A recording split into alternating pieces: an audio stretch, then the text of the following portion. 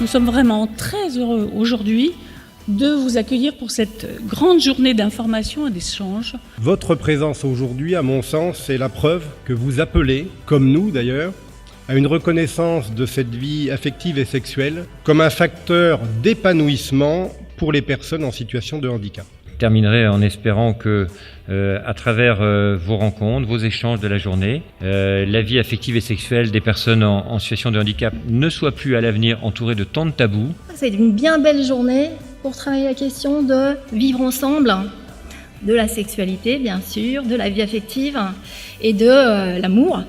Je ne suis pas sûre que j'ai un plus joli sujet ou quelque chose qui m'intéresse plus que ça aujourd'hui. Donc bonne journée à nous tous.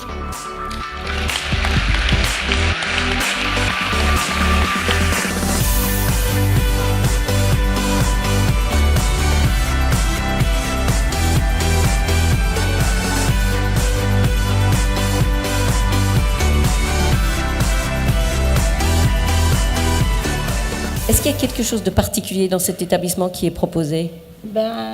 Il nous propose le groupe parole. Est-ce que vous voulez expliquer à toute cette salle ce que c'est qu'un groupe de parole? Oui, on explique comment ça se passe, les rapports, comment on se protège pour le sida avec les capotes et pour ne pas avoir de bébé, la pilule et puis d'autres choses. D'accord. Ça, c'est votre groupe de parole. Voilà.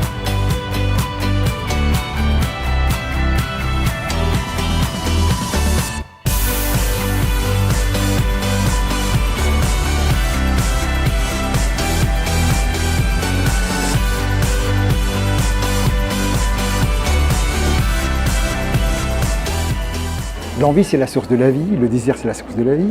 Comme avoir envie pour manger, pour boire. Pourquoi on n'a pas envie pour aimer, être aimé, avoir des relations intimes, de l'attachement, de l'affection, des câlins, des caresses. Tout ça, il faudrait le travailler. Voilà. Nous, souvent, c'est tabou. C'est un sujet délicat. C'est tellement complexe que chacun a ses propres raisons pour dire « oui, mais moi, sexualité handicap, c'est mon dernier souci ». On constate que moins il y a d'informations, moins il y a de la parole sur le sujet, plus les personnes sont vulnérables. Et c'est vrai que jusque-là, on avait souvent voulu mettre une cloche autour du sujet et ça rendait vulnérables les personnes en situation de handicap. Plus c'est parlé, plus c'est traité, plus on a l'habitude, plus on sait communiquer, plus ces personnes sont en sécurité.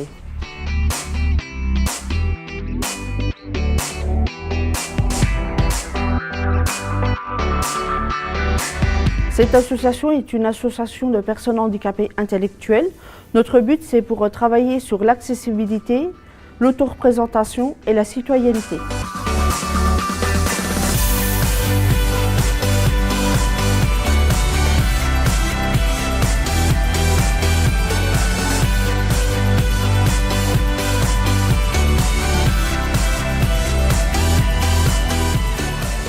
Donc ici, vous avez déjà toutes les œuvres qui ont été créées par les résidents de l'accueil de jour.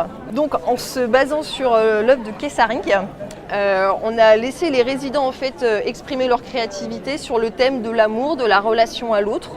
Donc en fait c'est assez surprenant, les résidents ont par exemple voulu illustrer le bonheur à bout de bras à travers un cœur, à travers l'amour. Et puis ils ont également même abordé le thème de la parentalité à travers d'autres tableaux.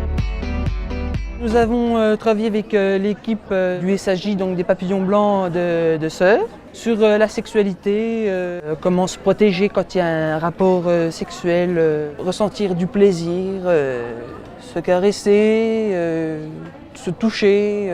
Moi, ça m'a appris aussi dans ma vie amoureuse et je pense que je suis vraiment satisfait.